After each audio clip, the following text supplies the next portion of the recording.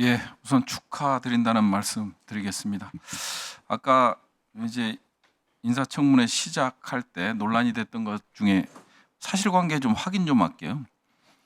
교련 45일 면제를 본인이 거부하신 겁니까? 제가 사실 열악한 환경에서 복무하는 우리 그 단기 사병들한테 당시 밤에 영어와 한문을 제가 좀 가르쳐 줬습니다. 왜냐하면 그 당시 분위기가 이 친구들이 술을 먹거나 아니면 이런 그 잡기를 하는 경우가 많아서 제가 제 동생뻘 되는 그 병사들이기 때문에 그 친구들한테 일과 후에 제가 한문과 영어를 가르친 그 재미가 있어가지고 굳이 2월달, 3월 2월 달에 방학 기간이 있기 때문에 그 더 남는 여력이 있기 때문에 제가 혜택을 안 받았습니다. 그 병역 신체 검사에서 을종 받고 3년 후면 면제입니까? 그때 제도적으로?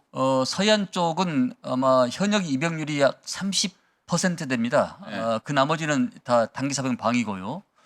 그래서 3년 을종 네. 일종을 받고 이쪽 서해안 쪽은 그때 당시 대간첩 작전이 많아가지고 3년이 지나면은 3주 미필 교육을 받고 끝나는 그런 제도가 있었습니다. 예, 그럼에도 불구하고 복무를 다 하신 거예요. 그리고 이제 논란이 되고 있는 그때 당시에 복학 당시에 제대증을 받으셨죠? 제대증을 받고 받았으니까 학교에 복학이 되는 것이죠. 예, 제대증을 알겠습니다. 안 되면 학교 복학이 안 되는 것이죠.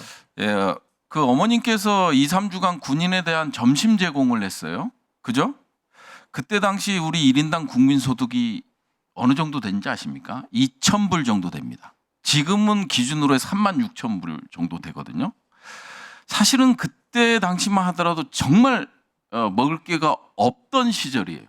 그거를 포상을 줘야지 이런 걸 갖고 지적하는 게 저는 이해가 안 되고요. 그리고 단기 사병이라 장관하는 게 군정과 군령을 위해서 우려된다. 그 차원에서 봤을 때.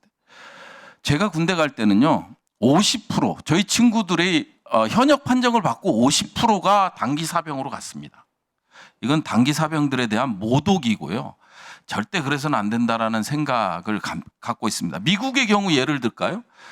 월남전과 쿠바 미사일 사태를 해결한 장관 군대 갔다 왔습니까?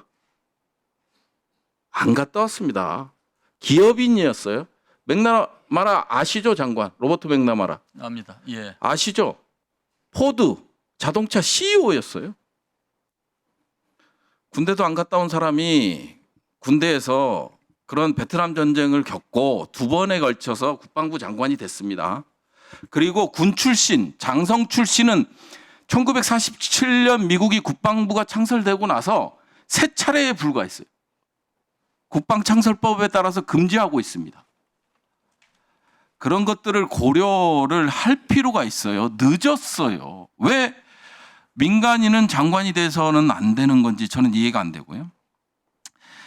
추가적으로 다른 거에 대해서 질문을 좀 드리겠는데요. 우리가 이제 병역법도 그렇고 헌법도 그렇고 국방의 의무를 강조하잖아요. 그죠? 네. 근데 국가는 책임을 지지 않습니다.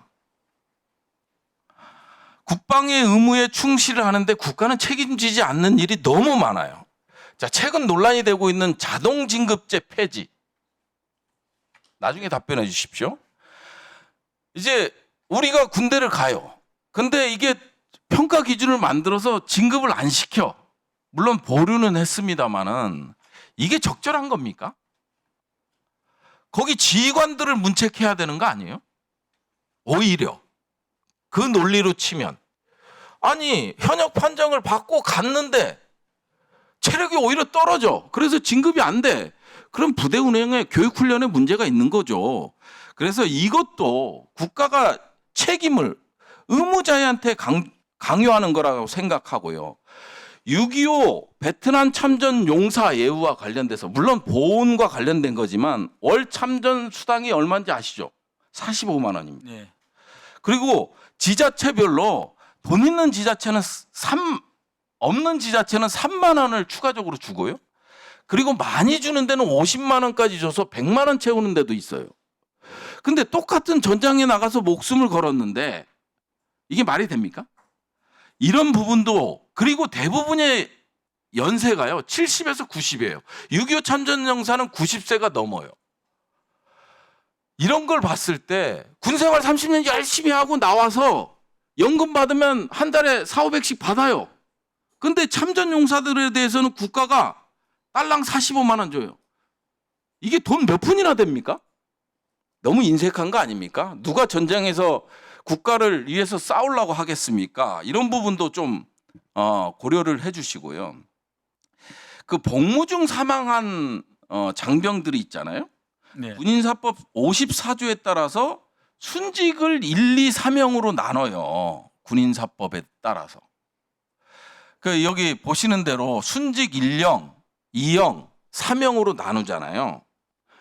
아니, 의무복무하러 갔는데 싸늘한 죽음으로 돌아왔어. 이거를 유족의 말 그대로 빌려서 저희 자식이 한우 등급 매기는 겁니까? 그러라고 국방의 의무에 충실했던 겁니까? 말이 됩니까? 의무복무 중에 사망한 경우에는 순직 1, 2, 3형으로 왜 나눕니까? 이 평가 기준도 전부 주관적이에요. 말이 안 돼요. 그래서 이거에 대한 재판단이 필요하다. 이런 관점에서 좀 살펴봐 주십사 하는 말씀을 드립니다. 왜 국가는 의무만 강조하고 책임은 지지 않습니까? 왜 의무를 수행하는 우리 군 장병들은 권리를 주장하면 안 됩니까? 왜 우리 불쌍한 싸늘한 죽음으로 돌아온 자식을 보면서 권리를 주장해서는 안 됩니까? 전쟁에 참여한 우리 선배 전우들은 딸랑 45만 원 주고 30년 전쟁에도 참여한 분들에 대해서는 400, 500을 줍니까? 국가가. 이런 것들을 돈 몇 푼 안 들어갑니다. 형평성 이런 거 따지지 말고요. 국가에 충성한 우리 70, 90난 우리 어르신들에 대한 합당한 대우를. 네, 부승찬 의원님 수고하셨습니다. 답변하시겠습니까, 후보자님? 네, 제가 장관이 된다면은 특히 참전용사 연금에 대해서는 한번 좀 면밀히 살펴보도록 하겠습니다.